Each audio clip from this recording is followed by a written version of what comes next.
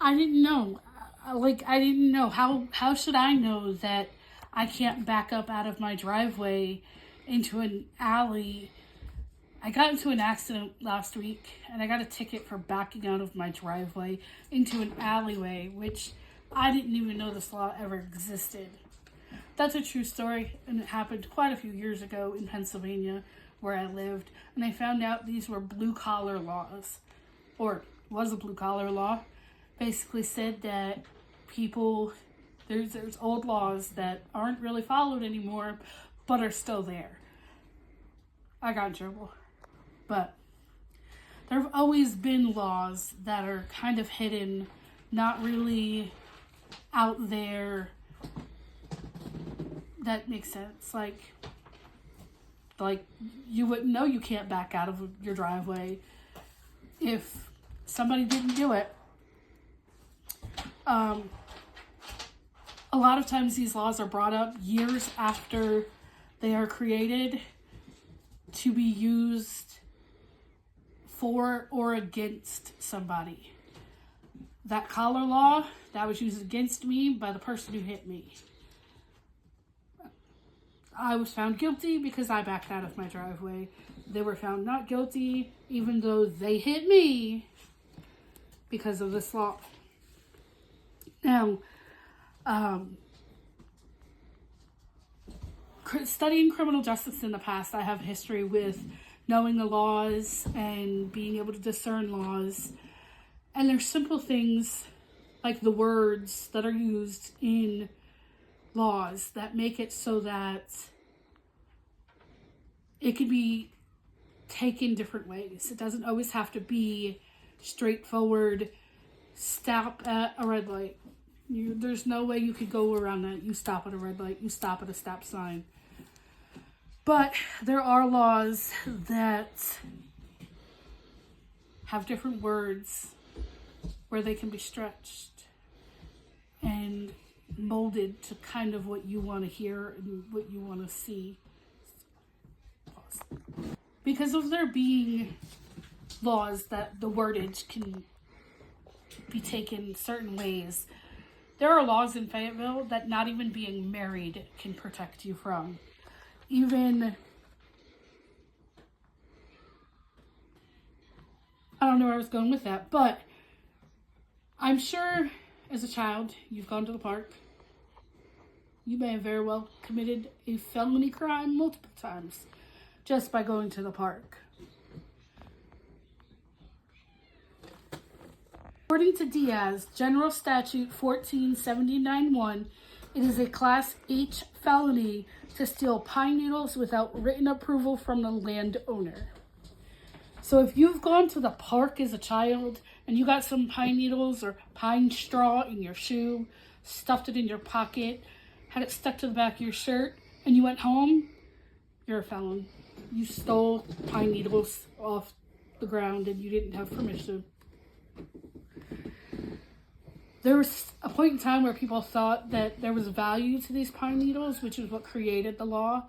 A lot of times people would try and steal them from somebody's yard, and they were getting offended by it. Like, hey, you're not allowed to do that. So they created the law to stop them from being able to do it. Now, your question is to steal or not to steal. There's a difference.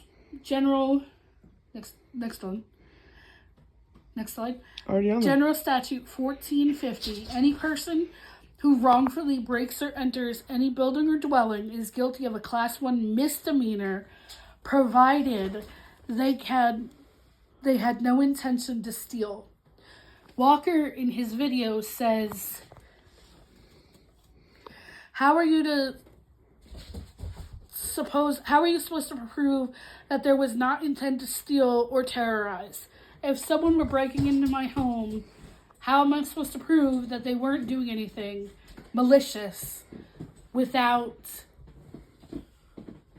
proof? Like, you broke into my house, you're going to steal something. Why else would you break into my house?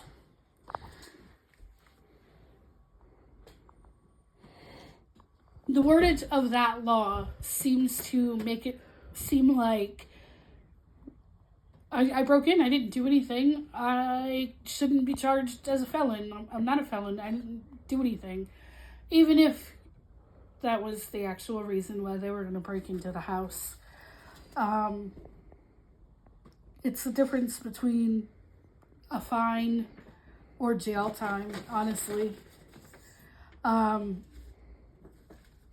words used in a law to determine it seem less or more than what it really is. There is General Statute 14-177. If any person shall commit crimes against nature with mankind or beast, he shall be punished as a Class 1 felon. According to the law offices of Pritchard, crimes against nature can include things such as giving or receiving fellatio, cunnilingus, analingus, buggery, as well as anal sex. This law was originally founded as the Buggery Act of 1855. Buggery was the term at the time used to describe some same-sex relations. With the wordage mankind or beast, this includes everyone.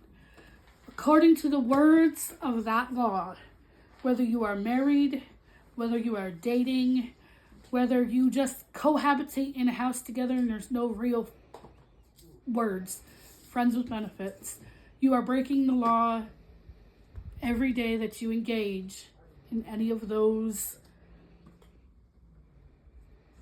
actions with one another. Buggery is a term that they used to describe same-sex relationships. And if you were found guilty of buggery in 1855, you were sentenced to death. Immediately death. There was no questions asked. We've morphed that law into the crimes against nature. In Fayetteville, in North Carolina, that is still a crime. You can still be committed against crimes against nature, not so much as anybody, but if you already are getting arrested and charged with different sex crimes, they could add that onto it as well, or prostitution, crazy things like that. Each one of these laws, while outdated, are still on the books here in Fayetteville. At some point in time, there was somebody who did something that caused these laws to be created. They don't just come out of the air. Just like the warnings on, say, your toaster. Somebody threw it into a bathtub. That's why you have the warning on it to not use near your bathtub. At cause and effect. Everything has cause and reason. Thank you.